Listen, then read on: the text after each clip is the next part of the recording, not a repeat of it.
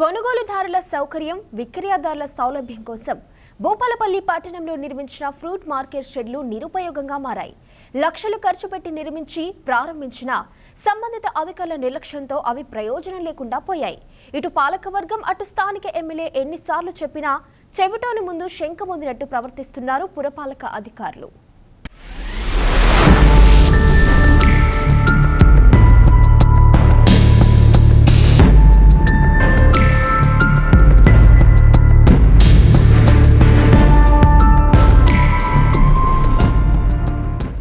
రహదారులే అడ్డాలుగా రోడ్లు, ఫుట్పాత్లను ఆక్రమించి పట్టణంలోని చిరు వ్యాపారులు పండ్లు విక్రయిస్తున్నారు.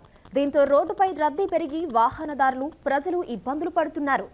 దీన్ని గ్రహించిన గత ప్రభుత్వం 2021 సంవత్సరంలో భూపాలపల్లి జిల్లా కేంద్రంలోని ఆర్టీసీ బస్టాండ్ సమీపంలో గల ప్రభుత్వ డిగ్రీ కళాశాల ప్రహరీ గోడను ఆనుకుని స్ట్రీట్ వెండింగ్ జోన్ నిర్మాణం కోసం 14,59,000 పట్టణ ప్రగతి నిధులను కేటాయించి ఆగా మేఘాల మీద పనులు ప్రారంభించి 6 నెలల్లోనే పూర్తి చేశారు అధికారులు.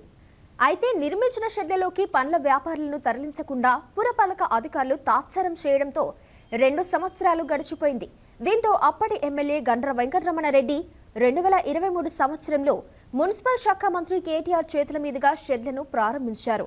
అది గడిచి నేటికి సంవత్సర కాలం పూర్తయినా అందులో పండ్ల వ్యాపారులను తరలించడంలో అధికారులు ఎందుకింత నిర్లక్ష్యం చేస్తున్నారని పాలకవర్గం సభ్యులు మండిపడుతున్నట్లు తెలుస్తోంది.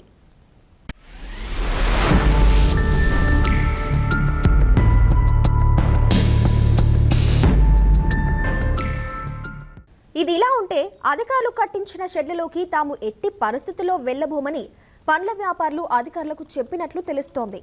బస్సులు ప్రయాణించే కూడళ్లు, జనసమూహ ప్రదేశాల్లోనే వ్యాపారం సరిగ్గా లేక ఇబ్బందులు పడుతున్నామని, అలాంటిది జనం తిరగని చోట షెడ్లను నిర్మించి అందులోకి వెళ్లమంటే తామెలా వెళ్తామని ఆవేదన వ్యక్తం చేస్తున్నారు.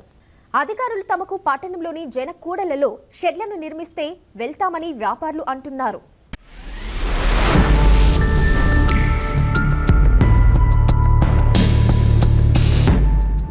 ఇటీవల పురపాలక కార్యాలయంలో జరిగిన సర్వసభ్య సమావేశంలో స్ట్రీట్ వెండర్స్ కు సంబంధించిన అంశంపై ప్రస్తావన రాగా ఎమ్మెల్యే గండ్ర సత్యనారాయణరావు అందులోకి వ్యాపారులను తరలించాలని అధికారులను ఆదేశించారు.